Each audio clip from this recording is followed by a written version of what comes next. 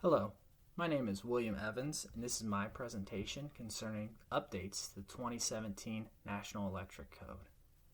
This presentation has been created for EA 523, Solar Storage and Site Maintenance, which is a course provided at NC State University. In this project, we had the opportunity to investigate changes to 2020 NEC or 2017 NEC.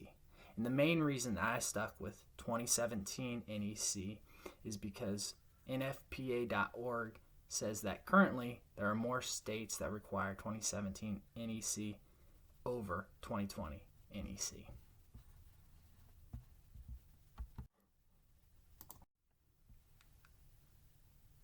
Now, slide 2 contains our agenda for the day. First bullet point identifies the changes to Article 690.1, which are identified as the scope, and within that, mostly the changes focused on the figures provided at 690.1A and B. Next, we'll move into 690.12 for rapid shutdown of PV systems on buildings, and then that will be followed by 690.7, maximum voltage, as well as 690.8, circuit sizing and current. Now, the reason that this isn't in chronological order is because 690.1 changes go hand in hand with what is provided in 690.12.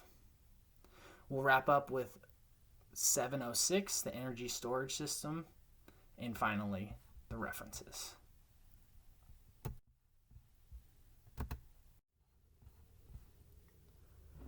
The first change that I'd like to talk about in this presentation occurs in figure 690.1A.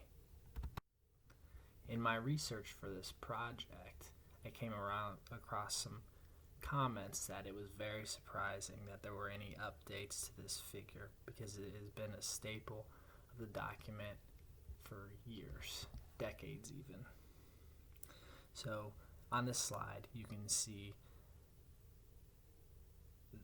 the image from 2014 on the left and the image from 2017 on the right. As far as the images are concerned, you can see in 2017 that they have added DC to DC converter locations within this diagram. And if you look at the description of the diagram, you can see that some verbiage has been changed. In 2014, the figure refers to everything as the photovoltaic system components, and in 2017, highlighted in the bottom right of the figure, it says PV power source components. This updated description provides us with a little bit more information as we get into the other updates within 2017, which really center around rapid shutdown cases.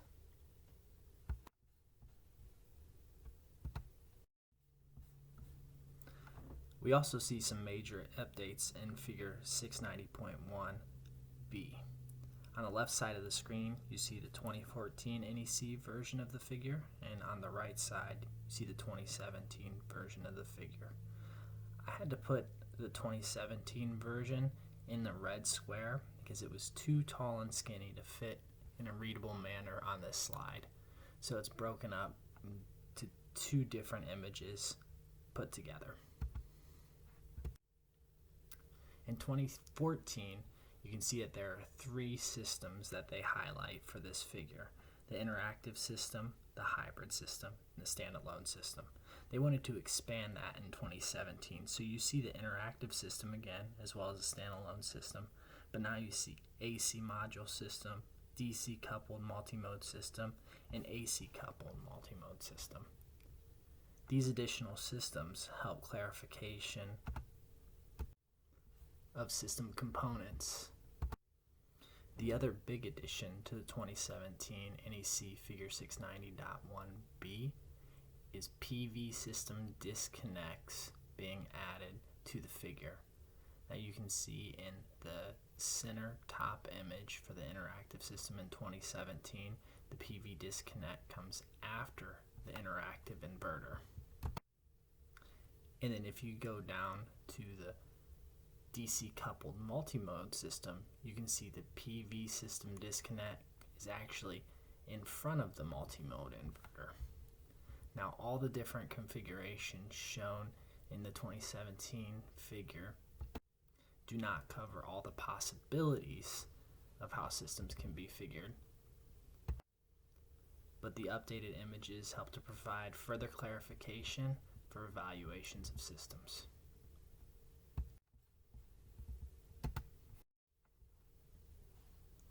The next set of changes that I'd like to discuss for 2017 NEC occur in Article 690.12, Rapid Shutdown of PV Systems on Buildings. I find this to be an extremely important clause within the article because of how it is related to safety. You do not want to put any first responders in danger due to an improperly updated system. Also, one of the sources that I used to reference during this project actually stated that this was the most highly debated article for updating. The major change that I would like to highlight is in the 2017 NEC. Verbiage has been changed from listed and identified equipment to listed and labeled equipment. Now, this may seem like a minor change, but labeling the equipment comes with some higher standards than identifying the equipment, which help to provide a safer environment for first responders on site. The image that I chose to represent on this presentation doesn't actually come from 690.12, but it does come from 2017 NEC 690.56, and it's something that you would see on site in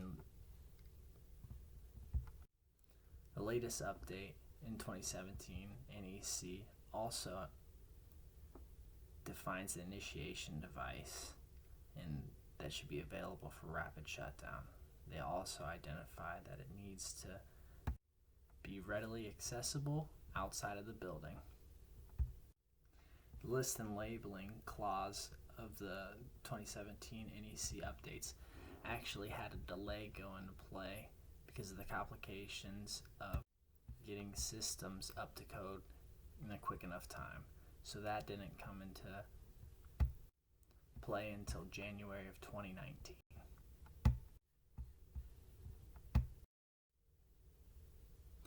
The next set of updates that I wanted to discuss in this presentation occur in 690.7 and 690.8.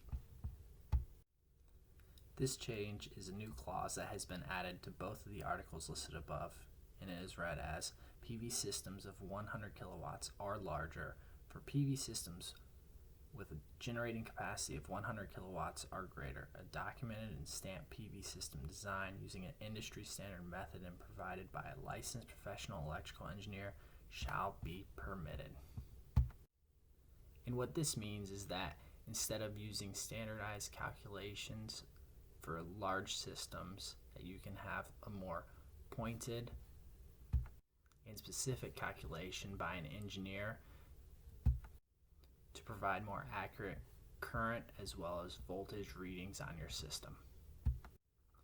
Now, this may not seem like a big change, but what it means for these larger systems is that you do not have to oversize certain conductors whenever you're setting up the system.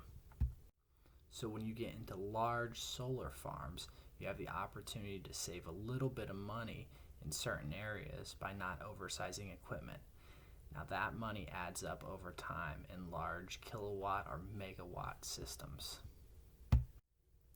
Now this change will not affect any residential systems, and it will not affect most commercial systems, but it will help out on some very large commercial systems as well as utility scale systems. And I find this to be very important because these new calculations allow the bottom line dollars to be invested to create a new system to be slightly more affordable.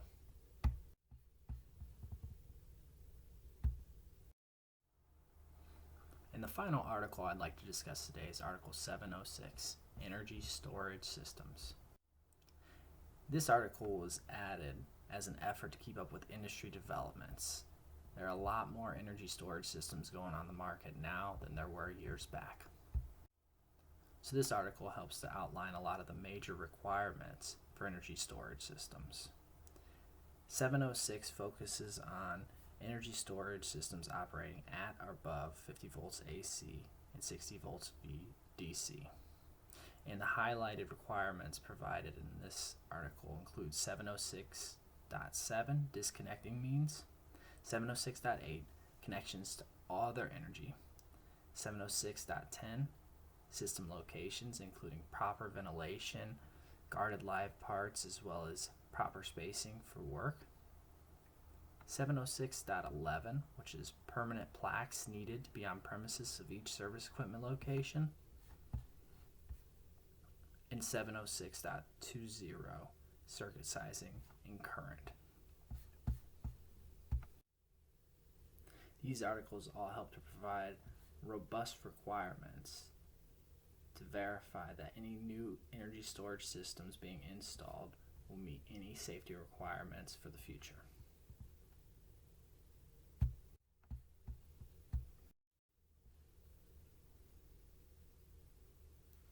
Finally, the last slide contains references. Thank you very much for your time today, and I hope you found it informative.